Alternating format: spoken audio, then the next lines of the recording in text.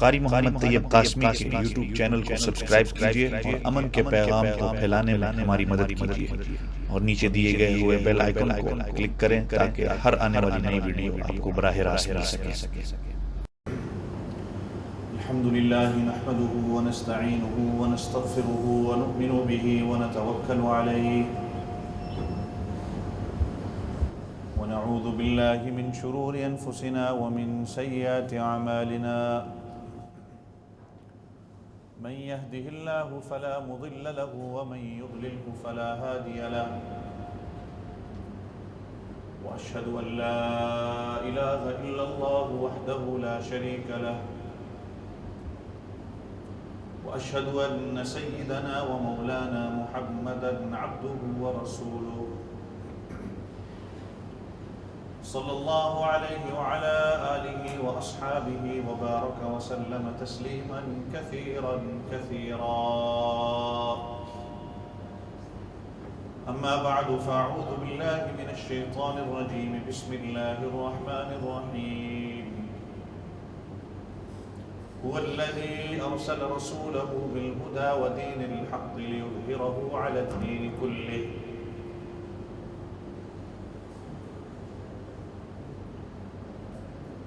آمنت بالله صدق الله العظيم وصدق رسوله النبي الكريم ونحن على ذلك لمن الشاهدين والشاكرين والحمد لله رب العالمين۔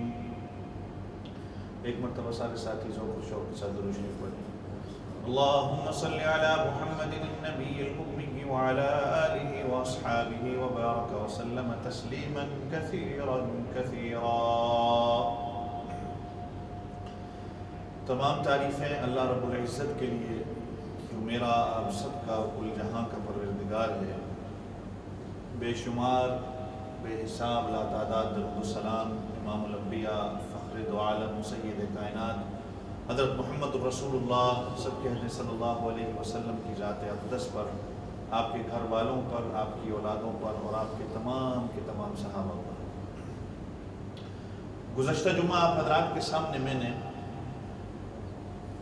نبی پاک صلی اللہ علیہ وسلم کی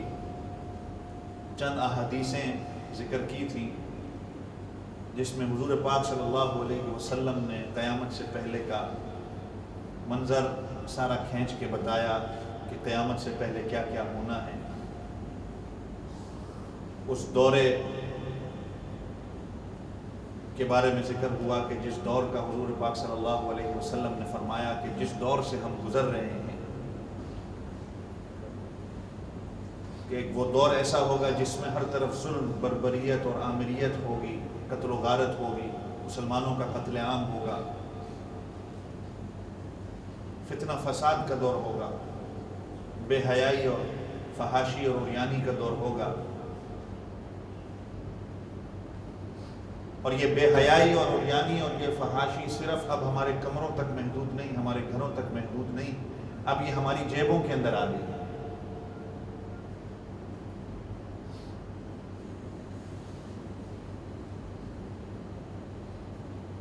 ہر بندہ اس فتنے کے اندر مبتلا ہے، بڑا ہے، چھوٹا ہے، عالم ہے، غیر عالم ہے، ہر بندہ اس جو ہماری جیبوں کے اندر فتنہ آیا ہوا ہے اس کے اندر مبتلا ہے۔ پھر نبی پاک صلی اللہ علیہ وسلم نے فرمایا یہ دور ختم ہوگا، پھر اس کے بعد ثم تکون خلافۃ علی منہاج النبوہ، کہ خلافت پھر میری نبوت کے طرز پہ قائم ہوگی۔ چنانچہ میں نے کہا تھا کہ ہم اس چوتھے دور میں ابھی سانس لے رہے ہیں، اب پوری امت جو ہے اس پانچویں دور کی منتظر ہے کہ کب وہ اس پانچویں دور کی بہاروں کو دیکھے گی۔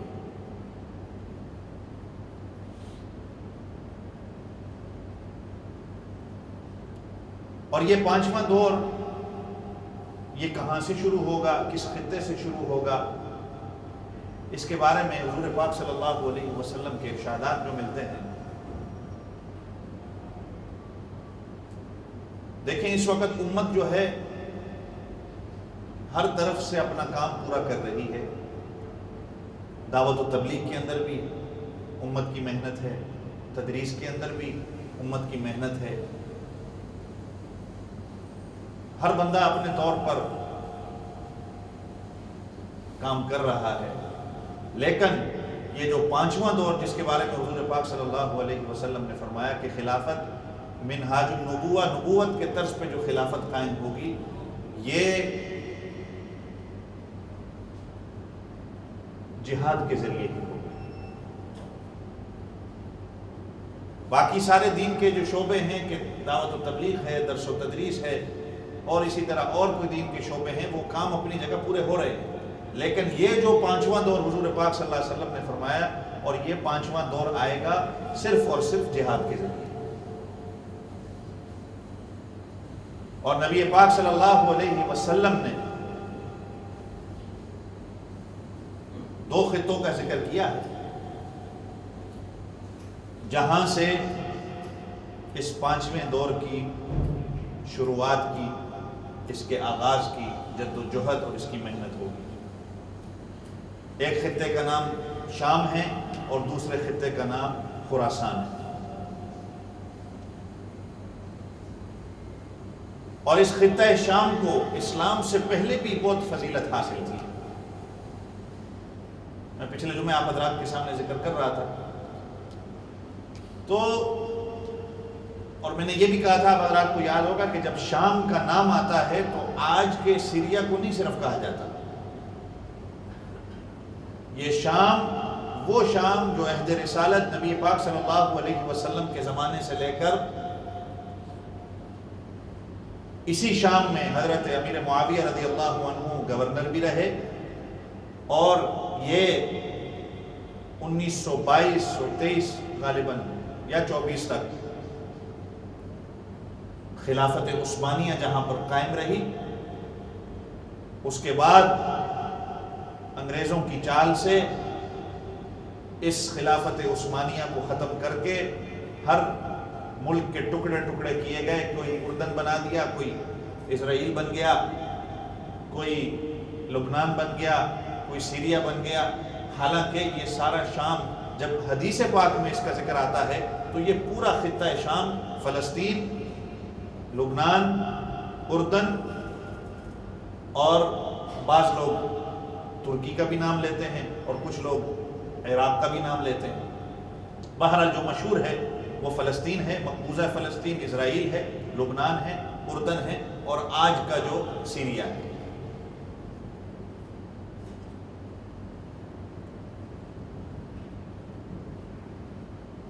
اور تو جو دوسرا خطہ حضور پاک صلی اللہ علیہ وسلم نے فرمایا خراسان، یہ خراسان جو ہے یہ ایران کے اندر ایک علاقہ ہے، وہ خراسان اس سے مراد نہیں ہے۔ حضور پاک صلی اللہ علیہ وسلم جس کا ذکر کر رہے ہیں اس سے مراد خراسان آج کا افغانستان بھی ہے، سینٹرل ایشیا کی کچھ کنٹریز ہیں، اور بعض علماء کے نزدیک پاکستان کا جو ملکنڈ ڈویژن کا جو علاقہ ہے یہ بھی خراسان کے اندر آتا ہے۔ تو چنانچہ حضور پاک صلی اللہ علیہ وسلم نے جو فرمایا کہ یہ دو خطے ہیں جہاں سے خلافت علی منہاج النبوہ، خلافت نبی پاک صلی اللہ علیہ وسلم کے طرز پر، نبوت کے طرز پر جو قائم ہوگی، وہ ان دو خطوں سے قائم ہوگی۔ چنانچہ ابھی وہ وقت آنا ہے، اور کچھ علماء کہتے ہیں کہ یہ 92-93 سے یہ وقت شروع ہو گیا ہے، جب خلیج کی جنگ شروع ہوئی تھی، گلف وار جس کو کہا جاتا ہے، یہ تب سے شروع ہوا ہے اور ابھی تک یہ چل رہا ہے، اور آئندہ کیا کیا اس کے اندر فساد ہونے ہیں۔ تو بہرحال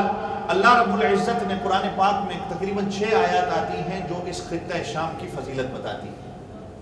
ایک میں نے آپ حضرات کے سامنے پچھلے جمعے ذکر کی کہ سبحان الذی اسری بعبدہ لیلا من المسجد الحرام الی المسجد الاقصی الذی بارکنا حولہ،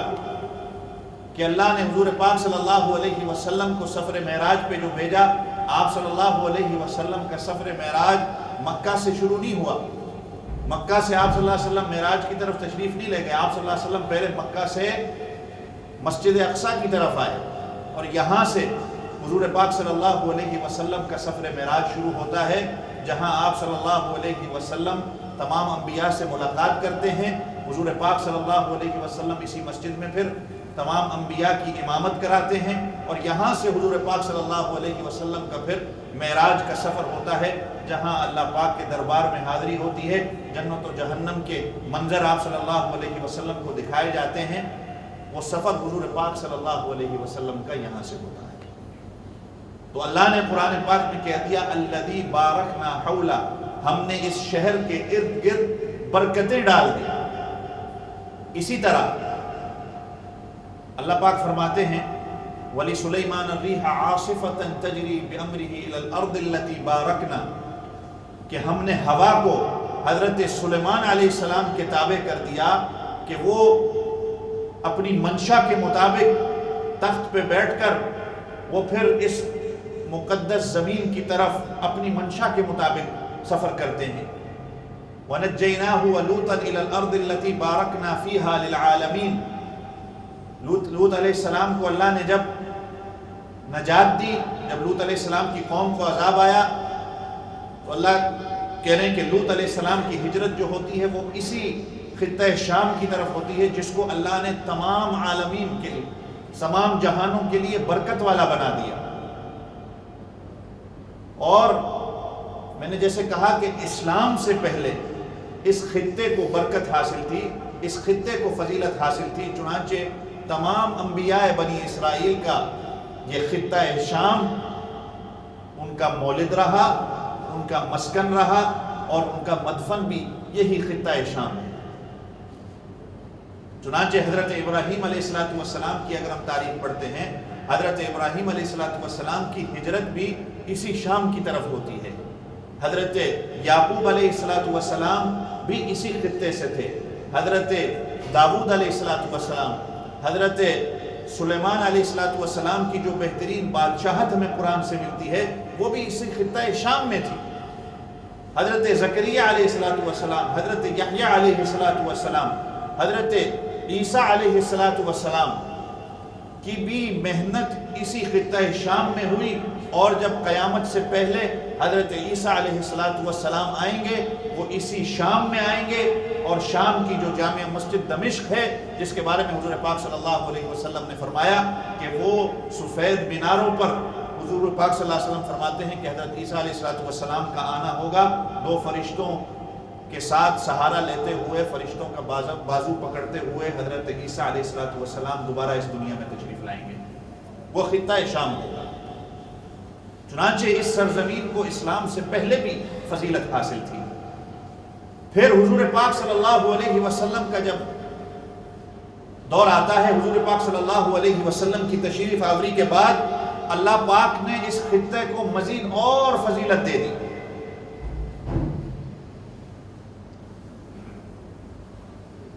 چنانچہ آپ صلی اللہ علیہ وسلم نے صحابہ کو کہا کہ اللہ پاک نے مسجد اقصی کو، اس خطہ شام کو اسی وقت فضیلت دے دی تھی جب اللہ پاک نے انبیاء کے ذریعے، اپنے نبیوں کے ذریعے بیت اللہ کی، مکہ مکرمہ کے اللہ کے اس گھر کی تعمیر کی گئی۔ جب وہ تعمیر ہوا اسی وقت سے اللہ رب العزت نے خطہ شام کو فضیلت دے دی تھی۔ فرشتوں کے ذریعے مسجد اقصی کی بنیاد کو رکھا گیا۔ اور بخاری شریف کی روایت ہے، حضرت ابو ذر غفاری رضی اللہ عنہ کی بڑی معروف روایت ہے کہ آپ صلی اللہ علیہ وسلم سے حضرت ابو ذر غفاری رضی اللہ عنہ نے پوچھا کہ ایو مسجد وضع فی الارض اول، کہ نبی پاک صلی اللہ علیہ وسلم سے پوچھا گیا حضرت ابو ذر غفاری نے کہ دنیا میں سب سے پہلی مسجد زمین پہ کون سی بنی؟ تو آپ صلی اللہ علیہ وسلم نے فرمایا کہ بیت اللہ، مسجد الحرام، میری مسجد۔ اس کے بعد ثم ایو، حضرت ابو ذر غفاری رضی اللہ عنہ پوچھتے ہیں اس کے بعد کون سی مسجد بنائی گئی؟ آپ صلی اللہ علیہ وسلم نے فرمایا المسجد الاقصی۔ اس کے بعد مسجد اقصی کی تعمیر کی گئی۔ حضرت ابو ذر غفاری رضی اللہ عنہ نے پھر حضور پاک صلی اللہ علیہ وسلم سے پوچھا کم کان بینہما، ان دونوں کے تعمیر کے درمیان کتنا فاصلہ ہے؟ آپ صلی اللہ علیہ وسلم نے فرمایا 40 سنہ، ان دونوں کی تعمیر کے درمیان 40 سال کا فاصلہ ہے۔ یعنی بیت اللہ مسجد الحرام جب بنائی گئی اس کے 40 سال بعد مسجد اقصی کو بنایا گیا. اور آپ کو پتہ ہوگا کہ یہ مسلمانوں کا قبلہ اول تھا. حضور پاک صلی اللہ علیہ وسلم ہجرت کے بعد بھی کم سے کم 16 مہینے یا 17 مہینے تک مسجد اقصی کی طرف منہ کر کے نماز پڑھتے تھے. یہ تو بعد میں اللہ کا حکم ہوا کہ قبلے کو چینج کیا جائے. 16 یا 17 مہینے تک حضور پاک صلی اللہ علیہ وسلم نے مسجد اقصی کی طرف منہ کر کے نماز پڑھی. اور قرآن پاک کی میں جو آیتیں آپ حضرات کے سامنے ذکر کر رہا تھا کہ وہ تو حضرت موسیٰ علیہ السلام کو بھی کہا کہ یا قوم وَإِذْ قَالَ مُوسَىٰ لِقَوْمِهِ یا قوم ادخلوا الارض المقدسۃ التي، اس ارض مقدس کی طرف جاؤ. یہ خطہ شام جو ہے. اور پھر حضور پاک صلی اللہ علیہ وسلم نے ایک مرتبہ نبوت والے ہاتھ اٹھا کر اس خطے کے لیے دعا کی. اور آپ صلی اللہ علیہ وسلم کی حدیث مبارکہ میں جو الفاظ ملتے ہیں، آپ صلی اللہ علیہ وسلم نے ہاتھ اٹھا کر اللہم بارک لنا فی شامنا، فی شام نہیں کہا حضور پاک صلی اللہ علیہ وسلم، اللہم بارک لنا فی شامنا، اے اللہ ہمارے شام کے اندر برکتیں دے. اس کے بعد حضور پاک صلی اللہ علیہ وسلم نے پھر یمن کے لیے دعا کی. سب سے پہلے حضور پاک صلی اللہ علیہ وسلم نے دعا اس خطہ شام کے لیے کی. حضور پاک صلی اللہ علیہ وسلم ایک مرتبہ صحابہ سے کہنے لگے کہ طوبیٰ للشام، شام والوں کے لیے خوشخبری ہے. تو صحابہ کرام رضوان اللہ تعالی اجمعین نے پوچھا کہ کیا وجہ ہے، کس وجہ سے اللہ کے رسول شام والوں کے لیے خوشخبری ہے؟ تو آپ صلی اللہ علیہ وسلم نے فرمایا کہ شام والوں کے لیے خوشخبری اس لیے ہے کہ اللہ کے فرشتے ہر وقت اپنی رحمت کے پر شام اور شام کے لوگوں پر اپنے رحمت کے پر بچھائے رکھتے ہیں. اللہ کی رحمت کے فرشتے جو ہیں اپنی رحمت والے پر ہمیشہ شام کے اوپر انہوں نے اپنے رحمت والے پروں کو بچھائے رکھا ہے. آپ صلی اللہ علیہ وسلم کی ایک اور حدیث ہے، آپ صلی اللہ علیہ وسلم نے فرمایا کہ اللہ نے مجھ سے وعدہ کیا ہے کہ شام میں ہمیشہ اللہ کی مدد و نصرت رہے گی، ہمیشہ اللہ تعالیٰ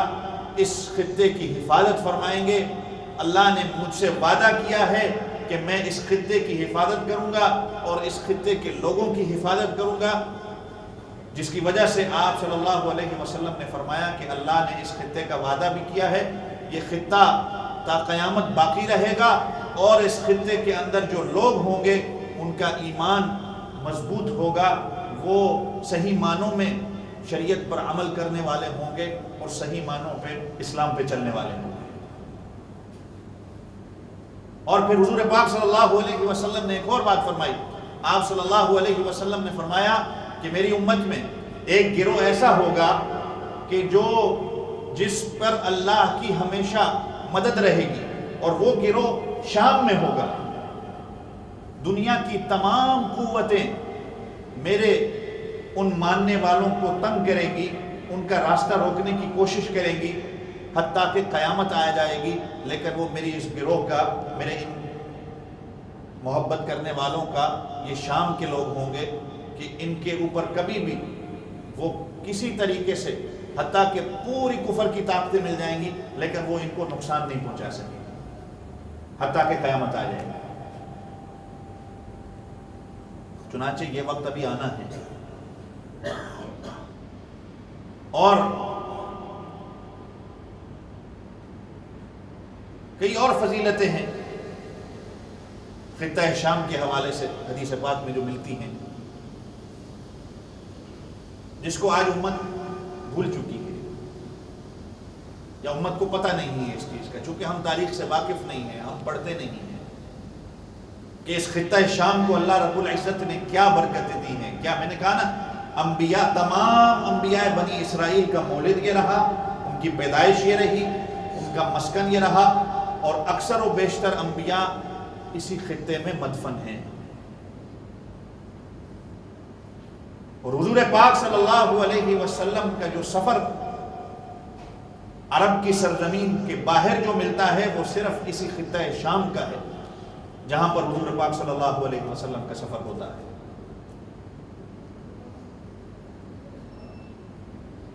اور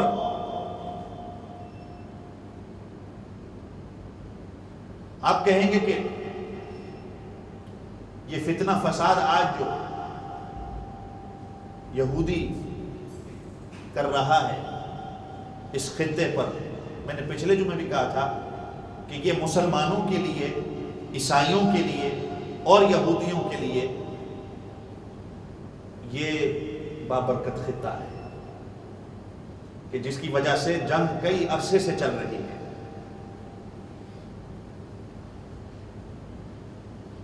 اور صرف یہاں تک کہ نہیں، جتنی تاریخ کی جو واقعات ہمیں ملتے ہیں حضرت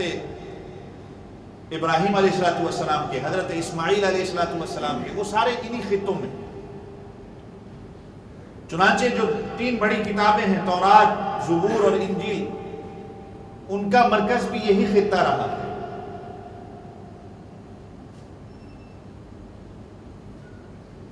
اب یہ حضور پاک صلی اللہ علیہ وسلم کی ایک حدیث سے یہ بھی ملتا ہے کہ قیامت کے دن کا جو حشر کا دن جو قائم ہوگا وہ بھی اسی خطے پہ ہوگا. میدان محشر جو ہوگا، اور بقیہ جتنی چیزیں ہیں کہ یاجوج ماجوج کا ظہور ہونا ہے، دجال کا ظہور ہونا ہے، انہی خطوں میں آنا ہے اور انہی خطوں میں ان کا قتل ہونا ہے. اور انہی خطوں پہ پھر امام مہدی رضی اللہ عنہ اور حضرت عیسیٰ علیہ السلام کی حکومت ہوگی،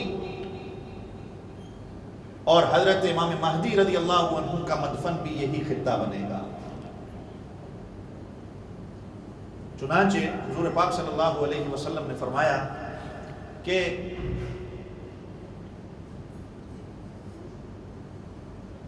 ایک بڑی جنگ ہوگی جس کو حدیث کی کتابوں میں الملحمۃ العظمیٰ کہا گیا یا الملحمۃ الکبریٰ، جس کو اوریانی زبان کے اندر یا ہماری زبان کے اندر ہر مجدون کی جنگ کہا گیا، دا بیٹل آف آرمگیڈن. چنانچہ یہودیوں کی کتابوں میں اور عیسائیوں کی کتابوں میں بھی اس جنگ کا ذکر ہے جو سب سے بڑی جنگ ہوگی. بعض علماء کہتے ہیں کہ یہ، جیسے میں نے کہا کہ یہ شروع ہو چکی ہے، جب میں نے کہا نا کہ 92 کے وقت سے خلیج کی جب جنگ شروع ہوئی، یہ تب سے یعنی اس کی آگ بھڑکائی گئی اور یہ چلتے چلتے قیامت تک چلتی رہے گی.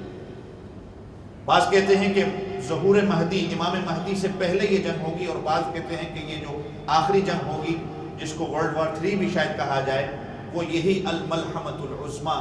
جس کو ہماری زبان میں ہر مجنون کی جنگ کہا گیا ہے، حدیث پاک میں بھی اس کا ذکر ہے، یہ وہی جنگ ہوگی جس نے قیامت سے پہلے ہونا ہے، اور وہ اسی خطے میں لڑی جائے گی. اس زبان کے اندر ہر مجدون جس کو کہا جاتا ہے، ہر کہتے ہیں اونچی جگہ، اور مجیدو میگیڈو جس کو انگلش میں کہا گیا ہے کہ یہ فلسطین کی ایک وادی ہے، کہ اونچی جگہ فلسطین کے اندر مجیدو یا میگیڈو جو علاقہ ہے، یہاں پر یہ جنگ لڑی جائے گی، اور اتنی زور و شور کی یہ جنگ ہوگی کہ جس کے معنی ملحم کہا جاتا ہے نا، کہ جہاں پر گوشت بنتا ہے، ملحم، لحم کہتے ہیں عربی میں گوشت کو، اور ملحم کہا جاتا ہے کہ کسائی خانہ. الملحمۃ العظمیٰ یعنی وہ جگہ کہ جہاں پر سب سے زیادہ انسانوں کا قتل عام ہوگا. اور عظیم، جیسے عظیم جنگ ہم کہتے ہیں نا، دوسری جنگ عظیم، پہلی جنگ عظیم، یہ عظیم ہے، لیکن یہ عظمیٰ یعنی اس سے بھی بڑی، گریٹسٹ وار جس کو کہا گیا، یہ اسی خطے میں لڑی جائے گی. اور حضور پاک صلی اللہ علیہ وسلم نے فرمایا کہ اس جنگ کے اندر مسلمانوں کو فتح حاصل ہوگی، اور اس فتح کے بعد، جیسے بعض نے کہا کہ آخری، بعض نے کہا پھر اس کے بعد مسلمان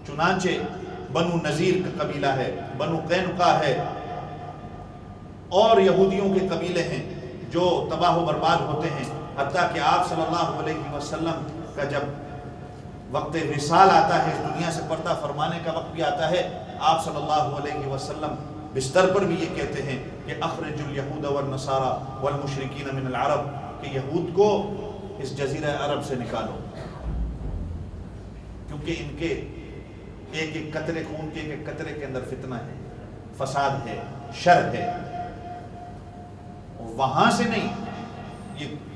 چند کچھ سال پہلے بھی ہٹلر نامی جو بندہ گزرا، جس نے تقریباً 60 لاکھ 6 ملین یہودیوں کا قتل عام کیا۔ ذلت و رسوائی تو ان کے نصیب کے اندر ہے ہی ہے، اور ان کو پتا ہے کہ حدیث مبارکہ میں بھی یہ ہے کہ ان کا قتل عام ہونا ہے، اور کیا کیا ہونا ہے، ان کی کتابوں کے اندر بھی یہ سارا واقعہ ہے، جس کو یہ سمجھتے ہیں۔ اور اس ہر مجدون کی جنگ کا جو میں نے کہا الملحمۃ العظمیٰ یا الملحمۃ الکبریٰ جو ہونی ہے، وہ اس کو بھی مانتے ہیں، چنانچہ اس کا نام انہوں نے لکھا ہے The Battle of Armageddon، ہر مجدون کی جنگ جو واقع ہوگی۔ چنانچہ یہ فضیلتیں ہیں مسجد اقصیٰ کی، اس خطہ شام کی، جو حضور پاک صلی اللہ علیہ وسلم سے پہلے بھی تھی، حضور پاک صلی اللہ علیہ وسلم کے آنے کے بعد اس خطے کو مزید اور فضیلت مل گئی کہ آپ صلی اللہ علیہ وسلم 16 ماہ یا تقریباً 17 ماہ تک اس قبلے کی طرف منہ کر کے نماز پڑھتے ہیں، بعد میں یہ قبلہ چینج ہو جاتا ہے، پھر آپ صلی اللہ علیہ وسلم کو خواب میں اس کا ذکر آتا ہے، جو میں نے فرمایا کہ حضور صلی اللہ علیہ وسلم نے کہا کہ میں نے دیکھا ہے کہ میرے سر سے نور کا ایک ستون نکلا ہے، جس کی تعبیر شام اور اہل شام کے لوگوں کے لیے ہے۔ پھر آپ صلی اللہ علیہ وسلم نے فرمایا کہ اللہ نے مجھ سے اس خطے کا وعدہ کیا ہے کہ اس خطے کے اندر برکت رہے گی، اللہ تعالیٰ اس خطے کے اندر کبھی بھی ایک جماعت جو آئے گی جو ہمیشہ حق کے لیے لڑے گی، اور وہ دنیا کی تمام قومیں اس گروہ کو روکنے کی کوشش کرے گی، لیکن وہ اس گروہ کو روک نہیں سکے گی حتیٰ کہ قیامت قائم ہو جائے گی۔ چنانچہ امام مہدی رضی اللہ عنہ کا ظہور بھی اسی خطے سے ہوتا ہے، حضرت عیسیٰ علیہ السلام بھی اسی خطے کی طرف آئیں گے، اور حضور پاک صلی اللہ علیہ وسلم نے جو جو نقشہ کھینچا ہے، قربان جائیں آپ کبھی بیٹھ کر اگر اس کی تفسیر پڑھیں، قرآن کی یہ جو ضربت علیہم الذلہ جو یہودیوں کے حوالے سے ذکر کیا گیا ہے، کبھی اس کے سیاق و سباق کو پڑھیں، اس کے اگلے اور پچھلے کانٹیکسٹ کو ہم پڑھیں، تو سارا کا سارا نقشہ ہمارے سامنے آ جاتا ہے کہ یہ آئندہ کیا ہونا ہے۔ اور حضور پاک صلی اللہ علیہ وسلم نے جس طرح نقشہ کھینچ کے بتایا ہے، بندہ حیران رہ جاتا ہے۔ آپ صلی اللہ علیہ وسلم نے اس جنگ کے بارے میں جو بتایا الملحمۃ العظمیٰ، جس کو شاید آپ ورلڈ وار 3 بھی کہہ دیں، آپ صلی اللہ علیہ وسلم فرماتے ہیں کہ مسلمانوں کے مقابلے میں جو فوجیں ہوں گی ان کے 80 جھنڈے ہوں گے۔ کتنے؟ 80 جھنڈے، اور ایک جھنڈے کے نیچے 12,000 فوج ہوگی۔ اور چنانچہ اگر آج اس کا پورا حساب لگایا جائے نا، جو اس خطہ شام کی طرف جو ملک مسلمانوں کو مٹانے میں لگے ہوئے ہیں، ان کی تقریباً تعداد بھی 80 ہی بنتی ہے۔ یہ نیٹو کیا ہے سارا، یہ یونائٹڈ نیشنز کیا ہے سارا، اور آپ صلی اللہ علیہ وسلم نے فرمایا ایک 80 جھنڈا کفار کا ہوگا، اور ایک جھنڈے کے نیچے 9,000 کی فوج ہوگی۔ اب 80 جھنڈا ہے، آپ اس کا حساب لگا لیں کہ کتنی فوج بنتی ہے۔ اور پھر آپ صلی اللہ علیہ وسلم نے فرمایا کہ اس جنگ کے اندر مسلمانوں کو فتح حاصل ہوگی۔ یہ تو ابھی خیر یہ ہے، اس کے بعد قسطنطنیہ کے بارے میں حضور پاک صلی اللہ علیہ وسلم نے فرمایا کیا کیا ہوگا، دجال کا ظہور ہے، اس کے بعد یاجوج ماجوج ہیں، یہ سارے کے سارے یہ راستہ اسی کی طرف بنایا جا رہا ہے، ہموار کیا جا رہا ہے۔ یہ سارے کے سارے قرآن پاک بھی کہتا ہے کہ ایک مرتبہ قیامت سے پہلے یہ سارے کے سارے یہودی اسی خطے پہ آئیں گے، اسی خطے کی طرف دوڑتے ہوئے چلے آئیں گے۔ جو لفظ حضور پاک صلی اللہ علیہ وسلم نے اس خطے کے بارے میں کہا، دمشق کا، آپ صلی اللہ علیہ وسلم نے شام کے بارے میں جب فرمایا تو آپ صلی اللہ علیہ وسلم نے فرمایا کہ ایک شہر ہوگا دمشق، اس شہر دمشق کے اندر ایک علاقہ ہوگا جس کو کہا جاتا ہے الغوطہ، یہ مسلمانوں کے لیے خیر کا علاقہ ہوگا، مسلمانوں کا کیمپ اس علاقے میں ہوگا، جو الغوطہ کے اندر چلا گیا وہ خیر کے اندر آ جائے گا۔ وہ الغوطہ شہر جو ہے، جو علاقہ جو ہے، اسی الغوطہ شہر کے اندر آج سے کچھ سال پہلے جہاں پر سیرین فورسز نے گیس پھینکا،